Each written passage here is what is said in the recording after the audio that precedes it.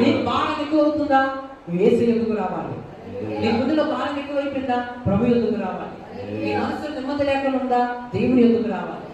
నువ్వు పోరాటం ఉండగలుగుతున్నావా, దేవుని ఎదుగు రావాలి. ఎందుకో తెలుసా, నేనున్నాను నీకు సహాయం చేయవాడు నేనే అన్నవాడు. ఆయన తప్ప మనకు సహాయం చేయగలిగిన వాడు ఎవరు లేరు. హల్లెలూయా.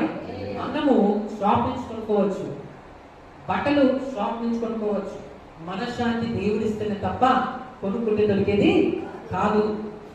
విశ్రాంతి దేవుడిస్తేనే తప్ప షాప్ నుంచి కొనుక్కుంటే దొరికేది కాదు. అది ధనంతో వచ్చేది కాదు. ఒకవేళ అది వచ్చి ఉంటే ధనవంతులందరూ ఏమి ఉండేవారు, కొనుక్కొని ఉండేవారు.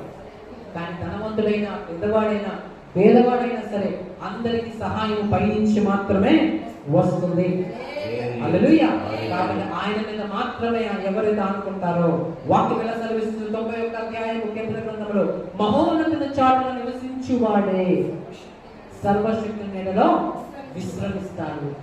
మహోన్నతుడు అంటే ఎవరు? నజరేయుడు యేసుక్రీస్తు. మహోన్నతుని చాటులో అంటే అర్థం ఏంటి?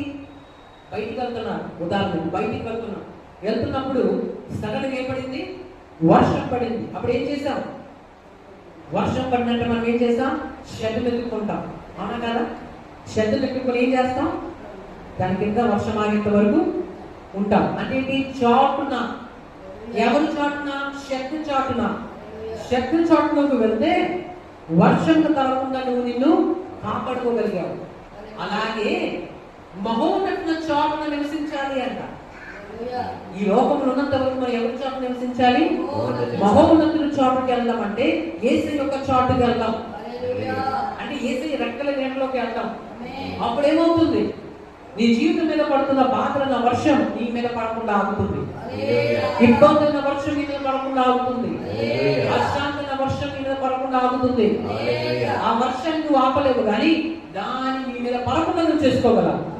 ఇప్పుడు వర్షం పడుతుంది, వర్షం మనం ఏం చేయగలం? ఆపలేం. కానీ వర్షం మన మీద పడకుండా మనం గొడుగు వేసుకోగలం. ఆ గొడుగులా అంటే ఎవరు తెలుసా? మహోన్నతుడు. మహోన్నతుని చోట నివసించేవాడే సర్వశక్తి నీడలో విశ్రమిస్తాడు.